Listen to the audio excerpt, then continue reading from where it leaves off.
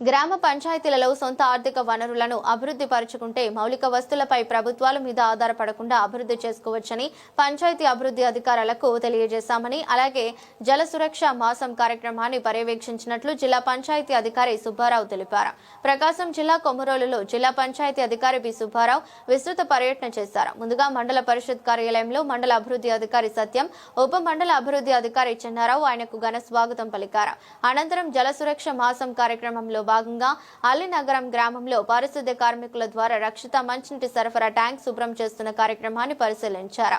అనంతరం గ్రామస్తులను సమావేశపరిచి పారిశుద్ధ్యంపై ప్రత్యేక అవగాహన కలిగించారు. పరిసరాలను పరిశుభ్రంగా ఉంచుకోవాలని, తడి చెత్త పొడి చెత్త వేరు చేసి పంచాయతీ చెత్తబడిలో మాత్రమే వేయాలని మండల పంచాయతీ అధికారి సుబ్బారావు ప్రజలకు అవగాహన కల్పించారు.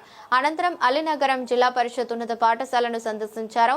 పాఠశాలలో మంచినీటి వసతిని, ఇతర సౌకర్యాలను పరిశీలించారు. 10వ తరగతి విద్యార్థులకు ఉపాధ్యాయులు జనార్దన్ ఆన్లైన్ ద్వారా పాఠాలు బోధిస్తూ జిల్లా పంచాయతీ అధికారి తరగతి గదిలోకి వెళ్లారు. పాఠం బోధిస్తున్న తీరును పరిశీలించారు. అనంతరం బ్రాహ్మణపల్లెలోని గ్రామ సచివాలయాన్ని సందర్శించారు.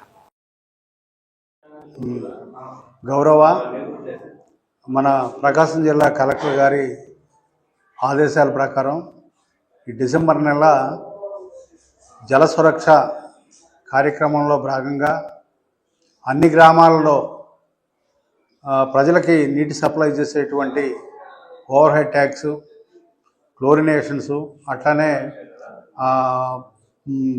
బోర్వెల్స్, తర్వాత బావులు, ఇట్లాంటి వాటి దగ్గర అంటే వాళ్ళకి సురక్షమైనటువంటి ప్రజలకు సురక్షమైనటువంటి నీటిని అందజేయడానికి కోసం భాగంగా కార్యక్రమాలు నిర్వహణ చేయవలసిందిగా ఆదేశించినందున వారి యొక్క ఆదేశాల ప్రకారంగా అన్ని గ్రామాల్లో అంటే ప్రతిరోజు ఒక గ్రామాన్ని 1-2 గ్రామాలు సందర్శించి ఆ గ్రామంలో ఉన్నటువంటి ట్యాంక్ ఓహెచ్ఎస్ఆర్లు కానీ, జిఎస్ఎల్ ట్యాంక్స్ కానీ వీటి క్లీనింగ్ చేయించడం, అట్లానే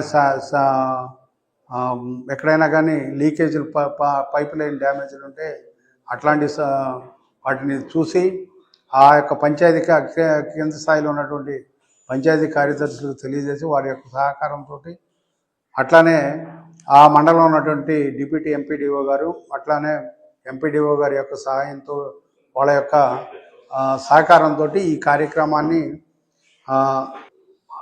కమిషనర్ గారు పిఆర్ఎన్ఆర్డి వారి యొక్క ఆదేశాల ప్రకారంగా ఇంతకుముందు ఉన్నటువంటి విధానంలో కాకుండా స్వర్ణ పంచాయతీ విధానంలో ప్రజలు డైరెక్ట్గా అంటే వాడికి సంబంధించినటువంటి ట్యాక్సెస్, నాన్ ట్యాక్సెస్ పే చేసేటువంటి విధానంలో భాగంగా వాళ్ళని పబ్లిక్ని అంటే మనకేంటంటే ఈ యొక్క మార్కాపురం డివిజన్లో వచ్చేసరికి వెనుకబడి ప్రాంతం కావడం ఒకటి, రెండోది ప్రజలకి ఏంటంటే గతంలో ఉన్నటువంటి అలవాట్లు ఏంటంటే మార్చి తర్వాత మార్చి నాటికి కట్టొచ్చులే ఇంటి పన్ను అనేటువంటి భావనలో ఉన్నారు.